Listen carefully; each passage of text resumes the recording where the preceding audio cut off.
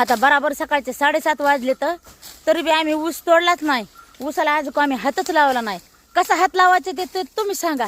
बघा आता हे काय आहे हां, हे बघा हे बघा हे हात तरी कसं लावा ह्या ऊसाला. सगळं ऊसावर पाणीच आहे या. असा हात लावला की नुसतं बर्फावणीच पाणी लागतंय. बर्फ तरी जरा म्हणे नग एवढं गार लागायचं. एवढं तर सकाळचं दैवर गार लागत या. इतक्या गारव्यामध्ये ऊसाला तर ऊस तोडले तर आमचे मालक सणाना तिथून तेवढा ऊस तोडलाय. अरे म्हणतात 10-15 मोळ्या तोडल्यात. पण आम्ही काय अजून एका ऊसाला सध्या हात लावला नाही. हो का बघा आमच्या मागे ऊस आहे का.